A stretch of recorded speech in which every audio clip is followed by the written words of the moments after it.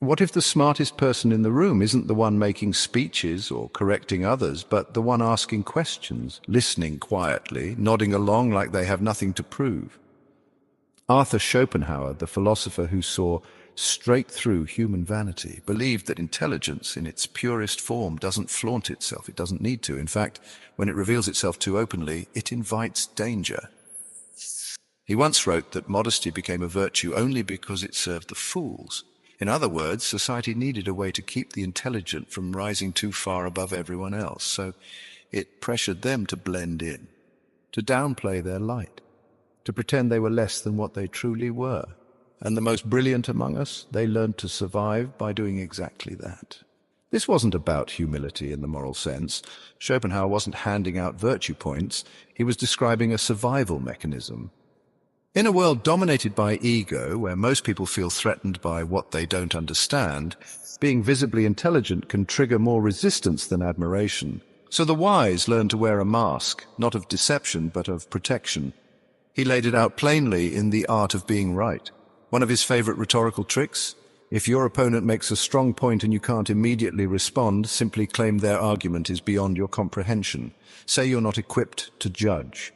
What sounds like concession is actually a weapon. You're subtly suggesting that their argument is nonsensical, or worse, not worth engaging. That's the paradox Schopenhauer exposes again and again. Sometimes the greatest strength is in pretending not to have it, because when you hide your sword, people stop reaching for theirs. He saw this not as weakness, but as a higher form of intelligence, a kind that isn't obsessed with being seen, a kind that measures its moves and lets others misjudge, miscalculate, and walk straight into the trap of their own overconfidence. So before we rush to be heard, before we fight to be seen as the smartest voice in the room, maybe we should ask, who's really in control? Because sometimes the person who looks like they don't understand is the only one who actually does. Here's a question worth asking. If intelligence is so powerful, why does it need to hide? The answer, according to Schopenhauer, and confirmed by centuries of human behavior, is simple. Most people don't want to be around someone smarter than them. They want to feel clever, capable, in control, and if you make them feel otherwise, they won't admire you, they'll resent you. So, the wise don't always correct the mistake. They let it hang in the air, they nod, they smile, they let the room believe what it wants to believe, not because they're cowardly, but because they're calculating. This is where modern psychology catches up with ancient wisdom. The Dunning-Kruger effect shows us that people with low ability tend to overestimate themselves. And the more competent someone becomes, the more they realize how little they actually know, which means the real experts, they rarely need to prove it. They're the ones staying quiet, while the overconfident hold court. But here's the twist, that humility, whether sincere or strategic, creates space. It makes others feel safe. They relax, they open up, they expose more than they realize. And by the time they notice who they're really dealing with, it's already too late. Socrates made a philosophy out of this. He claimed to know nothing, asked basic questions, and let others show their hands. The method was simple. Don't declare what you know. Let others assume they know more and watch as their logic collapses. Sun Tzu called it straight pretend inferiority and encourage their arrogance. It wasn't a moral statement, it was a war tactic. Make them underestimate you. Let them believe the fight is easy. Then strike not with more force, but with more foresight. Schopenhauer's version wasn't about swords or battlefield. It was about everyday life, conversations, social dynamics, navigating a world where showing your full hand only gives others more reason to play against you. He believed that the intelligent should never feel compelled to expose their intellect, that sometimes the sharpest move is the one that dulls your appearance, not to deceive maliciously, but to protect your freedom, your clarity, your strategy. Because when others don't see you coming, they don't see how much space you've already taken. And by the time they do, you're not playing their game anymore, you're winning it. So, no, playing dumb isn't about shrinking. It's about choosing when and if to reveal the truth. It's about controlling perception in a world that rewards image more than insight. And it's about knowing that being seen as the smartest person in the room doesn't matter if you're already 3 moves ahead. There's something unsettling about silence. It doesn't defend itself, it doesn't posture, it doesn't ask for your attention, and yet it holds a kind of authority that noise can never match. Schopenhauer saw this clearly. He didn't just understand intelligence, he understood what happens when intelligence walks into a room. People don't usually welcome it. They compete with it. They challenge it. And when they can't win, they find ways to reject it. So the wise, he said, learn to wear the mask. Not to lie, but to live unburdened. They don't walk into every conversation like it's a duel. They don't interrupt. They don't correct. They don't explain what doesn't need to be explained. Because they know that silence, when chosen, is not submission, it's control. And there's a reason this works, because most people equate quietness with weakness. If you're not asserting yourself, if you're not showing off, you must not know much. That's the common assumption. And the quietly intelligent, that they let that assumption linger. Not because they're afraid to be known, but because being underestimated is more useful than being admired. Modern psychology calls this impression management. A person controls how they're perceived, not by flaunting who they are, but by choosing what they allow others to see. Self-deprecation, small admissions of ignorance, even asking questions you already know the answer to, these aren't confessions. They're strategies. They create space. They let others feel bigger, smarter, more dominant. And in that space, people start revealing themselves. They talk more. They boast more. They say the quiet parts out loud. And all the while, the one who asked the innocent question gathers more than they ever gave away.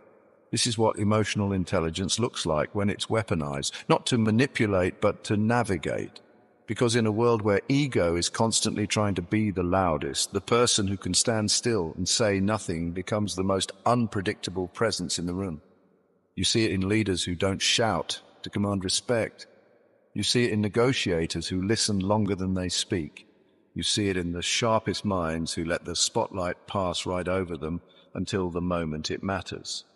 And when it does, the shift is seismic, because no one expected the quiet one to be holding the sharpest blade. This is the kind of intelligence Schopenhauer admired, not the kind that needs applause, but the kind that's 3 steps ahead, cloaked in understatement. Intelligence that doesn't need to be seen to be in charge. It's why he warned against pride. Not because it was immoral, but because it was dangerous. The moment you need people to know how smart you are, you've already lost your advantage, because true power doesn't need to be recognized. It only needs to be ready. And sometimes silence is the loudest move on the board, on the key. Not every battle is won by being the strongest. Sometimes it's won by being ignored. George Washington knew he couldn't beat the British by force, so he beat them by illusion. He staged fake supply lines, filled empty barrels with sand and labeled them gunpowder, fed misinformation to his own men knowing it would be intercepted. And while the British waited for an attack that would never come, Washington moved in silence. What they thought was incompetence was misdirection. What they believed was weakness was carefully constructed camouflage. The Allies did it again in World War II with Operation Fortitude. They built an entire phantom army, inflatable tanks, dummy radio transmissions, a high-profile general whose very presence was a decoy. Hitler fell for it. He diverted his troops. He waited for an invasion that had already started elsewhere. The deception didn't just work, it changed the course of the war. And that's the heart of Schopenhauer's philosophy, made real on the battlefield. Intelligence that pretends to be stupid, strength that wears the mask of frailty, genius that allows itself to be dismissed, knowing that its true value only needs to be revealed once. This isn't limited to war. It happens everywhere people are underestimated. Socrates walked the streets of Athens claiming he knew nothing. He asked questions so simple his peers assumed he was a fool. But he wasn't gathering information, he was unearthing contradictions. And when the truth came to light, it wasn't the student who looked foolish, it was the teacher. Even Muhammad Ali used this tactic. In the ring against George Foreman, he leaned back on the ropes, took hits, acted tired, looked like he was losing. And when Foreman's strength was gone, Ali struck. It wasn't luck, it was patience, wrapped in the performance of exhaustion. All of them, the philosopher, the general, the fighter, they won by pretending to lose. They played dumb to buy time. They let the world believe the lie because the truth had better timing. This is strategic humility in its most distilled form. It's not about denying what you are. It's about deciding when the world gets to see it. Schopenhauer knew this kind of power. He knew that the greatest intelligence doesn't wear a crown. It wears a grin and shrugs its shoulders. It doesn't correct. It doesn't boast. It lets others miscalculate until their false confidence becomes their downfall. Because if the world is quick to reward arrogance and quick to punish brilliance, the truly brilliant will find another path.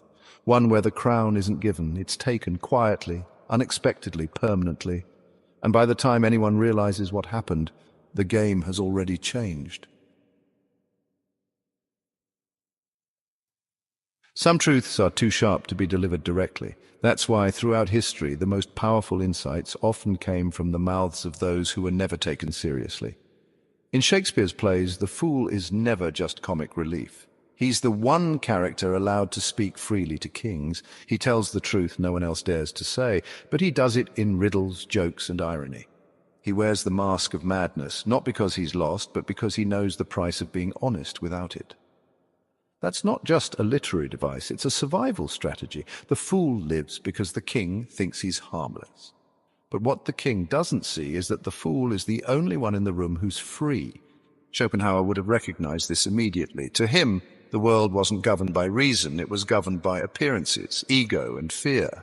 And anyone who challenged those illusions directly would be cast out, or worse, crushed. So instead of walking in with fire, the intelligent learn to move like smoke, subtle, unthreatening, invisible, until it's too late to stop.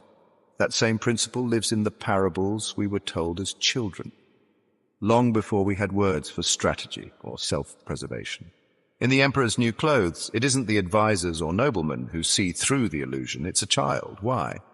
Because the adults are too afraid of looking stupid, too afraid of losing status. They'd rather pretend they see the brilliance in something fake than admit they see nothing at all. And yet the only real intelligence in the room came from the one person too young to need validation. That's the kind of clarity Schopenhauer admired, truth that doesn't care how it's received. You see it again in the Taoist tale of the useless tree.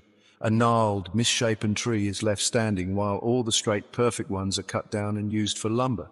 Why? Because the tree had no obvious utility. It survived because it didn't draw attention. Its ugliness became its armor. That tree didn't pretend to be strong. It didn't need to. It thrived precisely because others dismissed it. This is the essence of Schopenhauer's strategy. Don't fight to be seen. Don't chase recognition. Let others overlook you. Let them think they're smarter, faster, more capable. Let them underestimate you. Because the moment someone sees you as a fool, they stop guarding themselves. They speak more freely. They show their weaknesses. And when the time comes to act, they're completely unprepared. That's not just wisdom, it's freedom. To be smart enough to know when to look stupid, to be powerful enough to never have to prove it, to move through the world with your full capacity hidden just beneath the surface, untouched by the eyes that aren't ready to see it. That's not cowardice, that's the highest form of control, and those who master it don't just survive the world, they outlive the noise, outmaneuver the arrogance, and outthink everyone who thought they were winning. We live in a world where performance is currency. Say the right things, wear the right clothes, project the right confidence. It's a game built on appearances, and in that game, those who are truly intelligent often find themselves at a disadvantage. Not because they aren't capable, but because they refuse to play the part. Schopenhauer never wrote for applause. He wasn't interested in being liked. He told the truth as he saw it, that most people mistake intelligence for threat, and the greatest power often lies in pretending you don't have it. He saw what happens when brilliance shows itself too soon. It gets mocked, challenged, envied, or attacked. So instead he chose a quieter path, one where intelligence doesn't need to declare itself, it simply waits. Because when you wait, something remarkable happens. The world forgets to defend itself, it lowers its guard, and then, in one small moment, one move, one word, one action, you reveal the thing they never saw coming. That is not passivity, that is precision. And this isn't just philosophy, this is life. In a conversation where someone's wrong but loud, you can let them speak, let them believe they're winning, let them think you're too slow to keep up. And when the time comes, your quiet correction lands with the force of finality, not because it was shouted, but because it was earned. Or in a workplace where you know more than you let on, you watch, observe, absorb. You become the one who sees the patterns, the one who doesn't compete for credit, but ends up with influence that no one can quite explain. That's the hidden crown. It's not given, it's not fought for. It's taken quietly, patiently, deliberately, by those who understand that the loudest room is often the most blind. And when the time is right, and the illusion collapses and the noise fades, only one person is left standing with the full picture in hand, the one they never expected, the one they never feared. The one who knew all along that being seen as foolish is just another way to stay free, that playing dumb, when done by the truly wise, isn't weakness, it's the highest form of strategy. So the next time you feel the urge to correct someone, to assert your intelligence, to prove your worth, pause. Ask yourself what Schopenhauer already knew. Does this moment serve you? Or would it serve you more to smile, nod, and let them think what they want? Because you're not here to be seen. You're here to win. And sometimes the most dangerous mind in the room is the one everyone forgot was there.